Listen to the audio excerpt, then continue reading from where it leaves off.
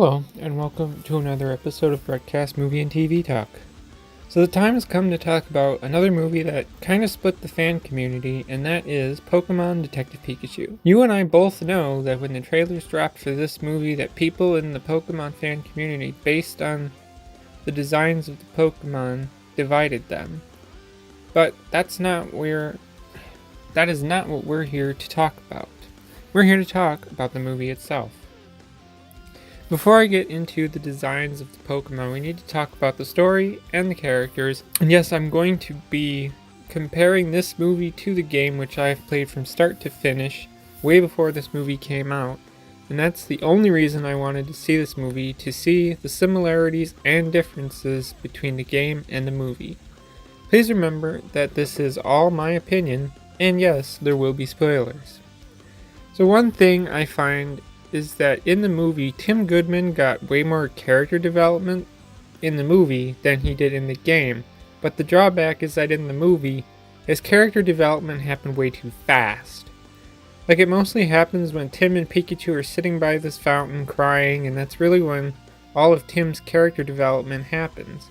In the game, Tim is kind of just a blank slate character who doesn't really grow or develop at all, like most of the player characters in the main series Pokemon games. Lucy also really never grows or develops at all either. She's just a young news reporter with the Psyduck, and that's really it. The villain, Howard Clifford, was not bad, but the whole time he was carrying on his evil plan, I couldn't help but question why he was doing any of this. The only explanation the film provides is that because Pokemon can evolve into the best versions of themselves, and now humans can too, because they can be put into the bodies of Pokemon and be the best versions of themselves too, evolve like a Pokemon. But even with that explanation, I was still asking why. I get it for Clifford because he has a terminal illness, but like no one else wanted to be like that, so I don't get why he was forcing people to do it in the first place. Plus,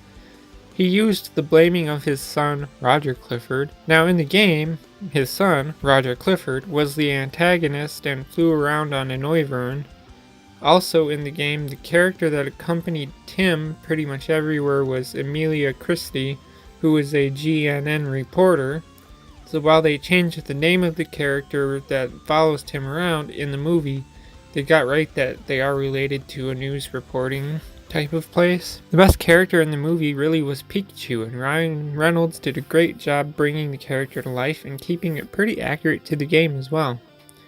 One question that came up is that there is a scene where they go to an underground Pokemon battle arena, and Pikachu has to fight and compare it to the game. So the movie story starts out pretty good with showing the accident, and they show Tim getting the news about his father. So then Tim goes to Rhyme City and he meets Hyde Yoshida, who is a part of the same detective agency police place as Tim's father Harry, but they never say the name of the place that they work in the movie. In the game, Tim went to the Baker Detective Agency run by Mike Baker with his assistant Amanda Baker, and the other person that really helps Tim in the game is Frank Holliday, who is more of a detective. Why were these people not in the movie? Why did they change all the characters aside from Tim? It really doesn't make any sense at all. So then Tim goes to his father's apartment where he meets his father's Pikachu that he can hear talk and has this whole freak out. I will say that the movie version of Tim has a bit more of a freak out when he can understand Pikachu, whereas in the game it's kind of like, oh, I can understand Pikachu, wow. Now, I watched the Angry Joe review of this movie, and one thing he says is that the movie story closely follows the story in the game, which leads me to believe that they either have never played the game, or if they have, no one on the Angry Joe channel remembers it, because I can tell you that the movie does not follow the story in the game at all. Like, aside from the Hi-Hat Cafe, they either didn't go to the locations you do in the game or changed the name of said location, like the news place that Lucy works at. It was not called GNN in the movie as it was in the game, and I can't remember what they call it in the movie, but I guess I don't mind it much because it's the same idea. It's a news place. And that's the first place they go in the movie and in the game. In the movie, the next place they go is the underground battle ring, and back to the police place where Yoshida works, and then they go to Clifford's office, and then to PCL, and that's really the last place they travel to. No, wait a minute. They do go to a docks area as well. In the game, there's the Baker Detective Agency, the Hi-Hat Cafe, Totney Station, Totney Park, Litwick Cave, PCL, Capucci Island, Fine Park, GNN, Rhyme Wharf, the SS Prime Treasure, and Central Square, which is where the game ends. So the game goes to way more locations that the movie did not, and that makes sense, but I am disappointed that we didn't get to see many of the game locations represented in the movie. And I was not expecting all of them, but at least some of them. The biggest thing, and really most spoiler thing to talk about, is how different the story of the movie and the game is in the ending of each. So in the movie, what happens is that Mewtwo reveals that when the accident happened, he took Harry's mind and put it in his partner Pikachu, so Pikachu was Tim's father the whole time. So then Mewtwo separates them, and then Tim's father, Harry, is actually Ryan Reynolds, like a human. And then Pikachu is just regular Pikachu. So then Tim is about to leave, but looks back at Harry and decides to stay because that's what Harry wanted the whole time. And then, is to have Tim live with him in Rhyme City, and then Tim says he wants a job as a detective, and then credits. It really was not the ending I was expecting, but I didn't really care for the ending either.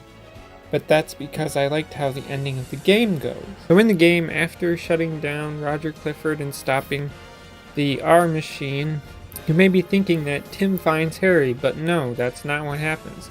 The important thing is that when Mewtwo finds Detective Pikachu and tells him that now is the time to choose. They don't explain what the choice he has to make is, but Detective Pikachu tells him he's made his choice, so Mewtwo does something they choose not to show us. As Tim runs over in the middle of the something, Mewtwo tells him that Pikachu is okay, he's just sleeping, then he will eventually find Harry, and then flies off.